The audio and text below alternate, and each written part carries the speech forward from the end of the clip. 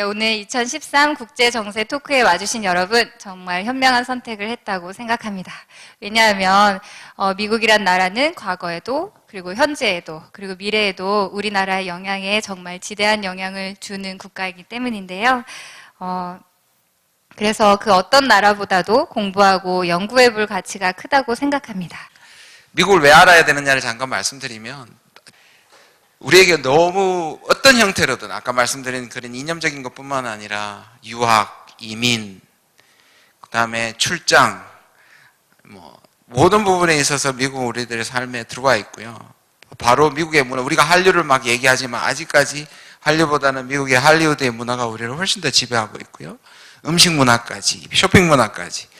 그래서 이 미국이라는 나라는 우리는 너무나 많이 연결되어 있기 때문에 여기에 대해서 그렇지만 또 먼 나라예요. 가깝고도 먼 나라인데 진짜 먼 나라예요. 미국이 굉장히 멀잖아요. 제가 워싱턴에 우리 집이 사는데 14시간 반이 걸립니다. 이 현대 기술의 비행기로서 논스톱으로 갈 수 있는 가장 먼 거리가 한국부터 워싱턴까지 14시간 반 걸립니다. 그러니까 우리가 그런 부분에 있어서 미국을 알고 우리가 너무나 이렇게 밀접하게 돼 있는 미국에 대해서 조금이라도 파헤쳐 보고자 하는 것이 제 뜻입니다. 의도였습니다. 원래 이제 미국이라는 주제를 가지고 이야기하는 게 가벼운 주제는 아니잖아요. 특히 이제 다음번, 그 다음번 미국의 대외 정책이나 미국과 북한 문제, 한미 관계 굉장히 어려운 문제인데, 근데 주제 선정을 참 잘하시는 것 같아요. 이 주제 선정 누가 하셨어요? 저희 다 같이 했잖아요. 저도 했나요 그때? 근데 주제 선정도 재밌을 뿐만 아니고요. 형식도 과감한 형식을 파괴하자. 그래서 무슨 토론회 같은 거 하면은 이렇게 발제문 길게 써와가지고 한 사람이 발제하고 그 다음에 또 토론자가 여러 명 나와가지고 돌아가면서 토론 쫙 하고 그러고서 항상 사회자가 하는 말이 네 지금 시간이 없기 때문에요. 발제자께서는 아주 짧은 시간 동안만 이야기해 주시고 토론자께서도 2분 내에 좀 끝내주십시오. 그러니까 플로에 딱 두 사람만 이야기 듣겠습니다. 보통 그런 식으로 토론하잖아요. 이게 이제 너무 재미없는 것 같아요. 형식을 파괴하고 좀 내용도 많이 이야기하고 그렇게 뭔가 해보자. 그래가지고 사실 이런 기획도 했고 약속도 했어요. 형식 파괴하자. 복장도 좀 자유롭게 입고 오자. 그래서 형식 파괴하고 저는 약속대로 복장도 자유롭게 입고 왔는데 두 분은 막 엄청나게 그냥 저만 이렇게 사실 좀 그런 점이 있거든요. 왜냐면은 도둑이 제발 저린다고요. 김지훈 교수님은 저는 몰랐는데 오늘 들어보니까 미국에서 공부하신 지 25년이나 되셨네요. 그래 또 조지 워싱턴 대학교에서 공부하셨는데 저는 미국에 가서 조지 워싱턴 대학교 근처에 백악관도 있고 국무부도 있고 그 근처를 막 열심히 돌아다니면서 했거든요. 그러니까 대학 안에서 공부는 안 하고 그것 때문에 이제 제가 도둑이 재발전인다고 약간 좀 찔리는 것도 있는데 김지훈 교수님은 복장도 이렇게 멋있게 차려입고 오시고 제가 이렇게 한 방 맞았습니다. 먼저 저는 이제 우리나라 그러니까 일단 제가 조숙해가지고요. 도대체 우리나라의 미래에서 제일 중요한 게 뭔가 그런 생각을 많이 했어요. 왜냐면 어렸을 때 막 삼국사기를 보면서 김유신 장군이 막 삼국 통일을 하고 그리고 김춘추가 막 당나라하고 손잡고 삼국 통일을 하고 막 이렇게 뭔가 이 당시 신라 시대 상황에서 이 통일도 생각하고 국제적으로 막 하고 이런 것들을 이제 어렸을 때부터 삼국사를 읽으면서요. 우리 문제는 뭔가 딱 생각해보니까 우리는 남북 통일이더라고요. 어떻게 하면 우리는 남북 통일을 할까 생각해보니까 미국하고 어떻게 우리가 좀 관계를 잘 가져야 될 것인가 이런 게 좀 중요하다는 생각을 했습니다. 그래서 우리 문제에 있어서 우리 한반도의 한국의 미래는 북한을 어떻게 우리가 잘 다루느냐 또 미국하고 어떻게 잘 만나느냐 이런 문제라고 생각을 해가지고 북한 문제나 미국 문제에 대해서 관심을 가졌습니다. 그래서 저는 미국에 딱 2번 가봤어요. 그래서 미국에 2번 가봐놓고 이렇게 지금 미국에 대해서 굉장히 잘 아는 것처럼 말하려고 그러니까 굉장히 좀 쑥스럽긴 합니다만 근데 오래 사는 사람들은 거기에 관성화 돼가지고요. 이게 미국에 뭐가 있는지 잘 보지도 않아요. 저같이 잠깐 왔다 갔다 하는 사람들이 새로운 걸 많이 발견하는 거죠. 용감하게. 그렇죠. 용감하게. 어쨌든 지금 이 세계의 가장 지배자로서 강대국으로서 중국도 있고 하지만 그래서 미국은 옛날로 치면 제국주의에 해당하지 않을까 이런 생각이 있는데 미국의 패권과 제국주의에 대해서 김준영 선생님 어떻게 생각하시는지 궁금합니다. 네. 제가 그 말씀드리기 전에 제가 아까 소개받은 그 미국이 세계 최강이 아니라면 그게 뜨인돌에서 라면 시리즈라고 나온 책인데요. 제가 첫 번째 책으로 미국이 세계 최강인데 아니라면 세상이 어떻게 됐을까라는 식으로 좀 가정에 입각해서 책을 쓴 건데요. 그 출발점에 제가 소개하는 그게 뭐냐면 우리 햇볕 정책 때문에 더 유명해진 이솝우화가 있죠. 그 나그네 옷 벗기기, 그 바람하고 해. 전 그걸 보면서 진짜 삐딱선이 약간 발동을 했습니다. 이건 절대로 바람이 이길 수 있는 게임이 아니다. 만약에 옷 입히기 게임을 했더라면 그거는 해가 이길 수가 없죠. 바람이 반드시 이기는 게임입니다. 근데 마치 우리는 반드시 옷 벗기기 게임만 해야 된다고 생각을 하는데 제가 왜 그 말씀을 드리냐 하면 그것이 룰 안에서 어떻게 하느냐보다 더 중요한 거는 그 게임의 룰을 어떻게 정하느냐가 되게 중요하거든요. 그래서 미국은 그 게임의 룰을 정할 수 있는 사람입니다. 우리가 한국 사회에서 공정사회를 많이 얘기하는데 이 정의론에서 가장 공정한 게 뭐냐? 파이를 놓고 가장 공정하게 나누는 방법이 뭐냐? 내가 자르고 다른 사람이 먼저 선택하는 거거든요. 그러면 가장 정확하게 자를 수밖에 없습니다. 조금이라도 큰 쪽을 내가 자르면 상대방이 선택한 큰 걸 선택할 수 있기 때문에 가장 공정한 파이 나누기는 자르기는 내가 자르고 다른 사람이 선택하는 거거든요. 근데 미국은 파이도 자르고 선택도 먼저 하게 되는 겁니다. 그리고 나중에 좀 말씀을 드리겠지만 미국이 왜 훨씬 더 많은 비난을 받느냐 하면 바로 이런 모든 것을 독점하고 있기 때문에 사실은 자기들이 하고 있는 과오보다 더 이상으로 욕을 먹을 때가 있고 자기가 하는 과오보다 훨씬 덜 욕 먹을 때도 있는 것 같아요. 지금 제국주의 말씀하셨는데 미국 사람들은 우리가 미국을 얘기할 때 패권이란 말, 패권 국가라는 말하고 제국주의 국가라는 말을 두 말로 표시할 수 있는데 이게 굉장히 이데올로기적입니다. 우리가 미국이 패권이라고 얘기하는 데 대해서는 별로 반미주의라는 얘기를 안 받는데 미국을 제국, 특히 북한 사람들이 미제국주의자라 그러지 않습니까? 미국 사람들도 이 제국이라는 말을 되게 싫어합니다. 그래서 그 유명한 부시 대통령께서도 미국은 단 한 번도 제국주의적이지 않은 유일한 역사상 강대국이었다. 이렇게 얘기를 합니다. 자기들은 유럽의 그런 제국들에 비해서 영토를 착취하고 뺏은 적이 없다는 거예요. 정복하고 뺏은 적이 없다고 해요. 그걸 굉장히 자랑스럽게 생각합니다.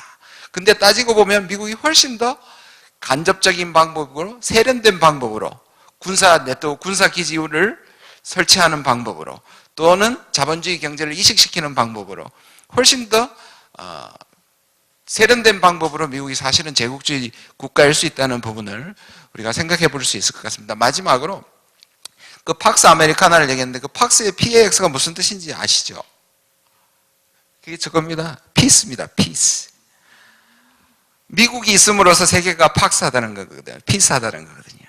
그게 굉장히 강대국 위주의 그래서 팍스 로마나 그러면 로마가 가장 강대했을 때 로마 주변 국가들이 평온했다. 이 강대국 시각이거든요. 근데 정말 그런가?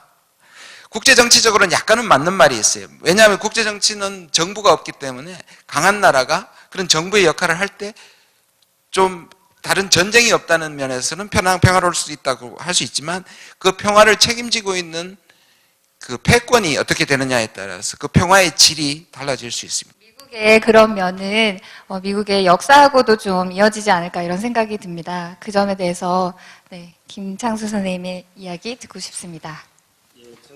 어느 나라든지 저는 그 나라를 이해하기 위해서는 그 나라의 문화라든가 역사 이런 것에 대한 공부를 해야 된다 생각하는데요.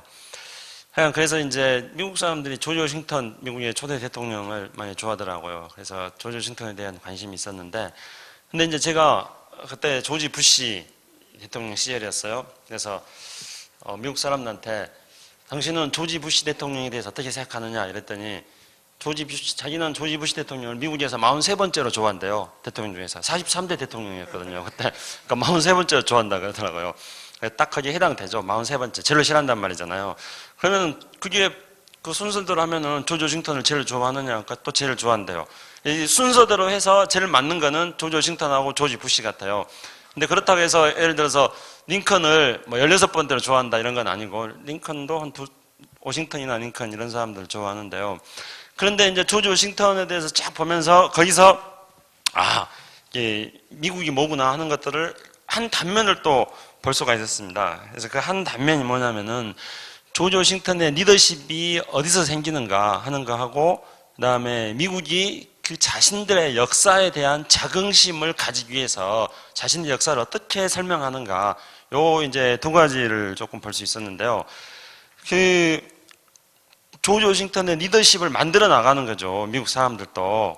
근데 만들 때 이제 미국이 독립전쟁을 하는데, 독립전쟁을 할 때 조지 워싱턴이 이제 시작을 해가지고 뉴욕에서 전투를 하다가 영국군한테 밀려가지고 필라델피아의 벨리포지라는 그런 계곡으로 겨울에 이제 쫓겨납니다.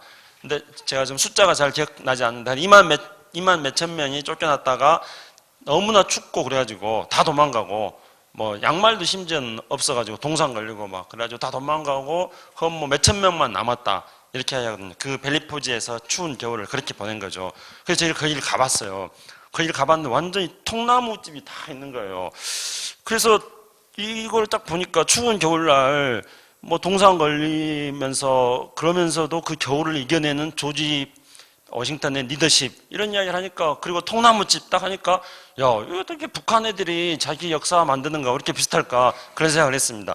그래가지고 제가 미국 사람한테, 야, 조지 워싱턴의 통나무집과 이 벨리포지 이는 북한이 말하는 고난의 행군의 역사하고 비슷하다, 이렇게 이야기했다고 혼났습니다. 어떻게 감히 미국 역사하고 북한 역사하고 비슷하게 생각하느냐. 근데 어쨌든 그 어려운 고난을 이겨내고, 그리고 조지 워싱턴이 다시 그 겨울을 이겨내고 봄이 와서 전열을 정비해가지고 영국군과 싸워 이겨서 독립을 이뤄냈다. 여기서부터 이제 조지 워싱턴의 리더십이 있는 거다 하면서 그 어떤 자신들의 역사의 뿌리를 거기서부터 찾으려고 이렇게 하더라고요. 그래서 이게 이제 자기 나라 역사에 대해서 이렇게 자긍심을 가지려고 하는구나 하는 건데요. 그런데 자기 역사가 짧다 보니까, 역사에 대해서 자긍심을 가지려 하다 보니까 포장되어 있는 것들도 굉장히 많이 있습니다. 그리고 그 포장을 애교스럽게 이제 생각합니다. 대표적으로 우리한테 가장 잘 알려져 있는 게 조지 워싱턴과 거짓말 이야기지 않습니까? 조지 워싱턴이 어느 날 갑자기 그 도끼질을 잘못해가지고 자기 아버지가 제일 좋아하는 체리나무를 베버렸잖아요. 조지 워싱턴 아버지가 이게 누가 뱄냐 하니까 조지 워싱턴이 와가지고, 예, 제가 뱄습니다 해가지고, 그래, 넌 참 솔직하다 뭐 이랬다는. 근데 이거는 사실 무근이거든요. 예, 한참, 예, 그런데 메이슨 로크 윈스라는 소설가가 네. 지어낸 얘기입니다. 예, 그래서 이걸 물어봤거든요. 제가 이거 내가 이렇게 보니까 미국에 가서 그 사실을 알았어요. 보니까 이게 역사적 사실 아닌데 어떻게 생각하냐 하니까, 그거를 자신들의 어떤 나라를 세운 사람들에 대해서 어떤 존경하는 마음으로 그렇게 옛날에 할 수 있었지 않겠느냐 하는 애교로 이렇게 넘어가더라고요. 그래서 자신들의 역사에 대해서 굉장히 관대하구나. 그러니까 그러나 긍정적인 점이 있다고 생각합니다. 역사에 대해서 늘 자기 역사에 대해 자부심 가지는 거. 근데 한 가지 이제 지금 우리 김진영 교수님께서 제국 패권 이런 말씀하셨는데, 또 파일을 자기가 나누고 자기가 가져가 버린다 했는데, 여기서 중요한 거는 자신들의 역사에 대해서 자긍심을 가진다면 마찬가지로 다른 나라 사람들의 또 자신들의 역사에 대해서 자긍심을 가진다는 것들을 존중해줘야 되는데, 그런 점이 이제 미국에 대해서 우리가 긍정과 부정으로 나눠지는 그런 한 지점일 것 같아요. 그러니까 미국이 자신들의 역사에 대해 자긍심을 가지고 그 역사를 통해 가지고 오늘날 세계 최강으로 만들었다는 것에 대해서 사람들이 긍정적으로 바라보는 반면에, 자신들의 역사만 생각하고 다른 나라 역사에 대해서는 자신들의 역사 존중하는 만큼 존중하지 않았다는 점, 이런 점들을 또 미국에 대해서 부정적으로 바라보는 그런 시각인 것 같습니다. 몇 가지만 더 말씀드리면, 조지 워싱턴은 미국 역사상 대통령 중에 가장 부자였던 사람입니다. 그리고 그가 부자였던 이유는 두 가지였습니다. 하나는 부동산 투기를 굉장히 잘했고요. 그다음 두 번째는 돈 많은 과부, 엄청난 재벌에 가까운 과부하고 결혼해가지고 제일 부자가 됐습니다. 아니 진짜 부자인데요. 그래서 조지 워싱턴이 그때 이제 미국의 초대 대통령이 됐잖아요. 그래가지고 그때는 이제 대통령이라는 단어도 없었죠. 왕만 있었는데 이제 조지 워싱턴이 대통령을 한 거예요. 그리고 이제 자기는 사실 왕처럼 행동했지만은 대통령은 임기도 없잖아요. 아니 왕은 임기도 없잖아요. 근데 조지 워싱턴은 딱 2번만 하고 물러났잖아요. 그러니까 사람들이 야 조지 워싱턴은 권력에 대한 욕심도 없고 딱 2번 하고 물러났다, 훌륭하다 이랬는데, 사실은 그 이면에는 다른 이야기가 있습니다. 부자라고 말씀하셨는데요. 조지 워싱턴 집이 그 뭐라 그러죠? 조지 워싱턴 집. 마운트 버넌? 마운트 버넌. 저하고 발음 다르죠. 마운트 버넌. 마운트 버넌에 제가 가봤는데, 마운트 버넌에는 조지 워싱턴의 생가인데 조지 워싱턴과 가족 4명을 위해서 500명의 어떤 노예가 있었어요. 500명의 노예가 있고, 그리고 뭐 모든 거기서 다 생산부터 시작해가지고 모든 게 다 거기서 다 되는 그런 데였습니다. 그런데 미국이 만든 미국 정부 있잖아요. 그 당시에 독립전쟁하고 나서 1770년 전쟁하고 나서 1781년대 미국 국가 만들고 나서 세운 미국 정부보다도 정부에 있는 공무원 숫자보다도 조지 워싱턴 생가에 있는 마운틴 버넌에 있는 그 노예들이 더 수가 많은 거예요. 그러니 대통령 하는 거 얼마나 재밌겠어요. 그래서 물론 이거는 그 조지 워싱턴을 폄하하려고 하는 게 아니라 조지 워싱턴이 하셨는데요. 그만큼 부자였다. 아니 저는 이렇게 그만큼 부자였다는 걸 강조하고 자는 겁니다. 김지훈 교수님께서 말씀하시니까 제가 또 맞받아 줘야 되잖아요. 그래서 그만큼 부자였다. 이미 이렇게 된 거 콜럼버스까지도 가봅시다. 여러분들 이 얘기는 많이 들으셨을 텐데 콜럼버스는 정말 나쁜 인간입니다. 미국에서 그만큼 신격화를 하고 첫 번째 이 자체가 사람이 버젓이 살고 있는 곳에 대륙을 발견했다는 자체부터도 우리는 그거는 문제가 많은 거죠. 많은 사람들이 이미 살고 있었는데 발견이니까요. 그래서 요즘은 발견이라는 말 대신 도착이라는 말로 바꿔야 된다. 이미 살고 있는 데서 서구가 처음으로 도착했다고 바꿔야 된다고 얘기를 하는, 그게 맞는 것 같고요. 아시다시피 여러 가지가 있는데, 신대륙을 먼저 본 사람들에게 상금을 주기로 했습니다. 그런데 이 배사람들은 그걸 미지의 세계를 가는 거잖아요. 물론 그 당시에 이미 지구는 둥글다는 건 상당 사람 많이 알고 있었지만 배사람들은 그렇지는 않았거든요. 그러니까 배사람들은 이게 계속 가는 게 안 나타나니까 거의 폭동을 일으키기 직전이었는데, 마침 그때 폭동이 일어나기 직전에 이제 신대륙을 발견했는데 먼저 발견한 사람이 뱃사람이었습니다. 그런데 이 상금을 주기로 했기 때문에 콜럼버스는 내가 어젯밤에 일어나가지고 어른거리는 걸 먼저 봤다 하고 상금까지 빼앗아간 사람입니다. 지금의 IT입니다. 서인도제인데 IT인데 그 IT의 인구가 당시에 25만 명이 있었는데 콜럼버스가 가가지고 금은 없고 하다 보니까 노예를 이제 가지고 오게 되는데 사람들 얼마나 죽였냐면 2년 만에 반으로 줄어듭니다. 3차 열차에서 계속 가게 되죠. 근데 12만 5천 명이 죽고 1492년에서 한 50년, 1550년 정도 되면 인구가 5만 명 남게 됩니다. 예를 들어서 칼을 갈아가지고 옆에 가는 어린애한테 이 칼이 드느냐 안 드느냐, 한 번에 목을 자를 수 있느냐 안 자를 수 있느냐 이렇게 목 잘라보고 안전에 다시 가가지고 새로 칼을 만들고 이 정도로 잔인한 짓을 했습니다. 그리고 미국은 7천만 명의 인디안이 죽었습니다. 미국 건국에 7천만 명 정도가 미국에 있었는데, 물론 다 학살한 건 아니고요. 면역력이 없었던 인디안들이 질병으로도 많이 죽었지만 서방의 소위 신대륙 발견 때문에 죽은 인디안이 약 7천만 명입니다. 지금 일본에서 특사를 북한에 보냈어요. 이게 우리 교수님께서는 미국과의 관계 없이 독단적으로 특사를 보낼 수 있다고 보시는지. 예, 이번 그 부분에서 독단적으로 보내서 미국이 굉장히 당황하고 있습니다. 예. 그리고 또 그렇다면 일본은 왜 북한에 특사를 보내서 뭘 얻고자 하는 건지. 예? 그리고 소련은 또 러시아는 사실 미중은 너무 경직되어 있고 돼 있는데 러시아를 이용할 수 있는 방법은 없는가? 한미 관계에서 두루해서 한미만 또는 미중만 너무 집착하다 보면 너무 협소화되어 있다 하는 겁니다. 네. 사실은 우리가 선생님 말씀하신 대로 지금 첫 번째 주제를 이렇게 잡는 게 다 선생님 질문의 배경이 되는 순서라고 저는 생각을 하고 있습니다. 그리고 제가 시작을 할 때 이제 우리의 어떤 미국과 북한과 우리가 어떻게 관계를 가질 것인가 하는 게 우리 한반도의 미래에 대단히 중요하다 그렇게 말씀드렸고, 근데 이제 저도 뭐 한미 관계랑 남북 관계 이런 것들을 많이 나름대로 이제 공부도 해보고 기간도 많이 지났습니다만 선생님 말씀하신 그런 고민에 계속 부딪혀 있는 겁니다. 예를 들어서 평화협정 체결하자 이런 이야기 저 80년대부터 있었거든요. 근데 평화협정이 평자도 안 되고 있잖아요. 지금 현재. 어디서부터 이거를 풀어야 될까? 또다시 지금 이제 북핵 문제 이런 걸 풀 때 평화협정하고 북핵 문제와 같이 하자 이런 게 지금 그 남쪽에 많은 그 사람들 사이에서 합의된 답이거든요. 근데 이건 80년대부터 이야기했던 거고 아직 평화협정에 평자도 안 나가고 있는데 우리는 지금 이런 이야기를 하고 있단 말입니다. 그럼 이게 과연 답이 될까? 아, 교과서에서는 답이다.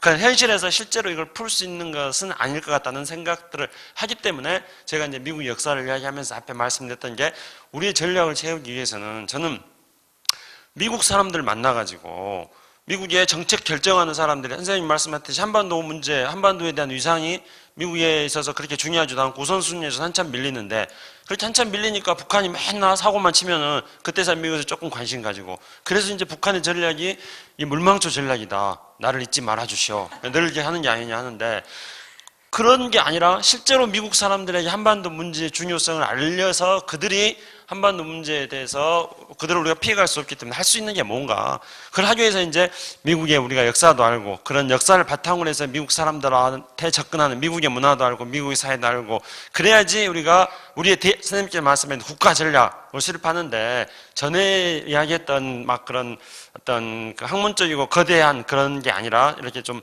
실질적으로 미국 사람들의 어떤 마음을 움직일 수 있는 그런 전략을 우리가 세우게 되는 게 아닌가. 그래서 이제 무슨 토마스 제퍼슨도 이야기하고 조지 워싱턴도 이야기하고 지금 계속 그런 이야기를 하는 것이라고 지금 생각합니다. 우리가 미국과 이 동북아 또는 한반도를 생각했을 때 두 가지 우리의 아까 신화라는 말씀을 드렸는데 그게 두 가지가 있는데 한 가지가 뭐냐면 미국은 전혀 동북아 국가가 아니지 않습니까? 지리적으로 동북아 국가가 아닌데 왜 동북아 국가의 영내국가, 심지어 영내국가 하면 6개를 말하지 않습니까? 남북한, 일본, 러시아, 중국, 미국. 뭐 미국이 세계적인 파워니까 이 말 하면 되는데 뭔가 그 자체는 좀 부족해요. 그게 있고 또 하나, 우리는 한반도는 반도국가라고 생각해서 굉장히 자유롭다고 생각하는데요. 우린 사실상 섬입니다, 남한은. 우리 섬국가예요. 북쪽으로도 못 가지 않습니까? 북쪽하고 남북이 뚫리면 북쪽으로 가는 데서 우리가 확실히 반도인데 사실 남한만 생각하면 사방이 다 바다인 거죠. 그게 어떤 의미에서 우리가 갖고 있는 일종의 현실이고 그래서 우리가 한쪽으로라도 치고 나가려면 우리가 말하는 소위 북방으로 치고 나가려면 중국으로 치고 나가고 중국을 통해서 유럽까지 러시아까지 치고 나가려면 그것만을 생각해도 북한하고는 열려야 되는 거죠. 이게 굉장히 중요하다고 생각이 듭니다.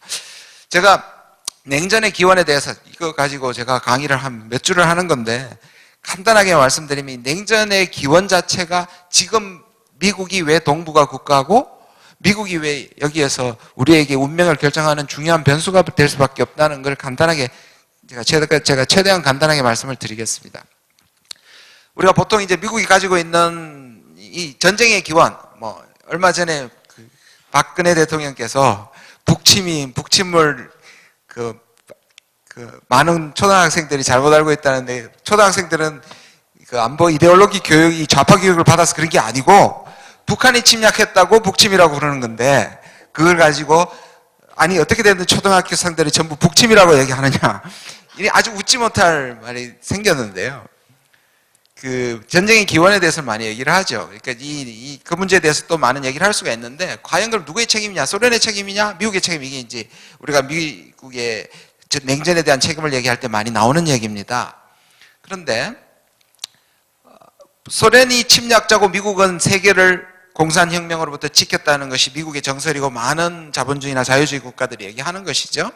거기에 그 결론은 받아들이더라도 몇 가지 점에서 의문을 제기할 수 있습니다. 하나는 미국이 그렇게 얘기한 이유는 뭐냐면 마르크스 혁명 자체가 자본주의와 공존할 수 없고 세계 적화를 한다는 이론이 있기 때문입니다. 근데 이것만 가지고는 소련을 세계를 정복할 국가로 매도하는 것은 그런 주장을 이데올로기를 갖고 있다는 것은 과도한 공격이죠. 두 번째가 뭐냐면 소련이 동유럽과 북한과 이런 국가들에게 군대를 밀고 들어가 가지고 학살을 지르고 그 국가를 주권을 짓밟고 위성국가로 만들었죠. 그거는 천인공노할 짓입니다. 그런데 그것만으로 세계 적화를 얘기하기에는 또 좀 무리가 있습니다.